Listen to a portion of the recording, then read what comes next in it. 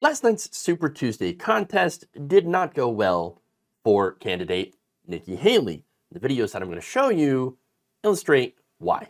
A woman's not going to be a good president. She don't have no balls to scratch. She's just going to scratch her head. All a woman's good for in my book is having babies and taking care of the house, but that's the old thing, you know. But I'm old school. So you never even considered her? No. Mainly because she's a woman? Because she's female. So, I mean, females, don't take me wrong, females know what they're doing, but they still got to have a little bit of guidance. I can't vote for her. She's a female.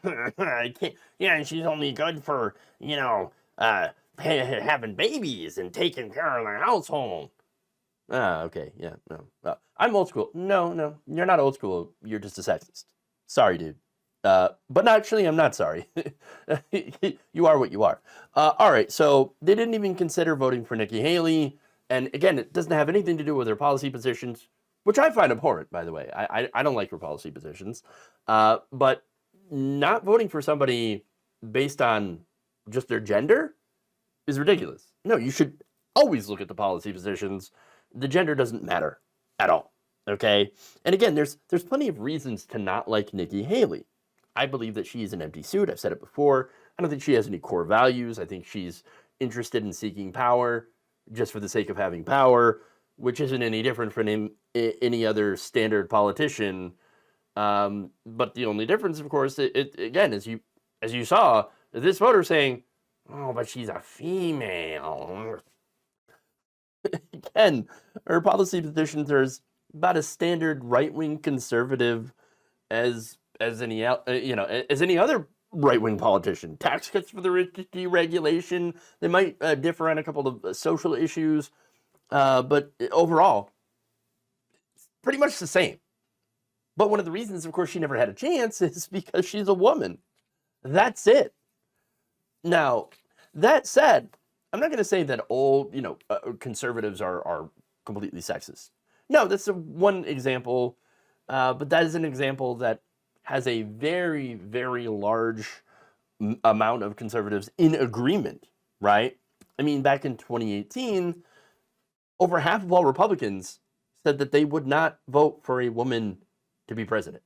That's 60%. Now, it's 2018, fairly recent still. Again, no reason other than, female. I don't think that's a good reason. Again, policy, right?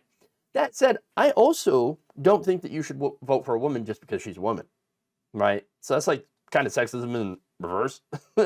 Again, a person's gender shouldn't really matter at all. It should be about doing the job, and there's no reason that a woman can't do the job or couldn't be a great president. As long as she's not a Republican or a right-winger, in my view, right? But Mr. Martin, and that's who that is, that was in the first video. It's not that only Trump voter who didn't vote for Nikki Haley or didn't want to vote for Nikki Haley because of the fact that she's a woman, but this voter also happens to be a woman. NBC just reported that Michelle Obama has said she will not run for president. Thank God. Okay. Yes. Ainsley said, "I would love the reaction from a woman in the crowd," and I wouldn't vote for a woman, and especially, Nikki Haley. I'm just going to say this: she's probably menopausal. We don't need that. Okay. She said, "How about we vote for people regardless of their gender, just the right person for the job for America?" Okay, Will Kane being the voice of reason here, kind of hilarious. Oh no. She said, we should vote for people regardless of their gender. Yeah, that's right. Right person for the job. No, that's clearly not what she said. Okay, no, she clearly said, I think she's menopausal. Can't have that. That's weird. That's just super weird. And what's also weird, by the way, was the question that spurred that response, and that was, or I should say, what he said that spurred the response was Michelle Obama, because the right wing has this weird conspiracy that it's going to be Michelle Obama out of nowhere. Michelle Obama with the chair coming in, hitting Biden over the head, taking over the nomination. What? No, Michelle Obama doesn't want to run, is not going to run, was never going to run. Okay, but it's weird that there's this weird, this conspiracy on the right wing that this is going to happen. She's going to take over, which would be their nightmare. A black woman as president. Oh my God, the heads explode. It's just one of those. Can't let that happen. All right, but anyway, getting back to Haley though. Funny enough, that voter, not into Nikki Haley, woman, right? But over 70% of Haley's supporters actually were men. And that was interesting, compared to about 27% women. Huh. And not only that, but a poll by USA Today and Suffolk University back in October found that about 10% of all self-reported Republican men supported Haley, compared to 6% of Republican women. So, wait, the majority of Republican women, turns out they're like, Trump, Trump, Trump, Trump, Trump. Huh. So you got right-wing women, incredibly pro-Trump, and you have right-wing men, which again, very pro-Trump, but a lot of them supported Nikki Haley.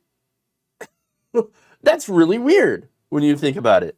But these women on the right, they don't care about the Eugene Carroll stuff. They don't care about the grab 'em by the P word. They're totally fine with that. It doesn't matter to them at all. Maybe they didn't hear about it, or again, maybe they just didn't care. Is there internalized misogyny at work? I don't know. Or maybe they just don't care about gender at all and just were like, Trump, Trump, Trump, Trump, Trump, I love Trump. I don't know. But what I do know is that, yes, there is a lot of sexism in the Republican Party, because you can see that a lot of Republicans would never vote for a woman just because of the fact that she's a woman. And yeah, it's 2024, and we still have apparently a long way to go.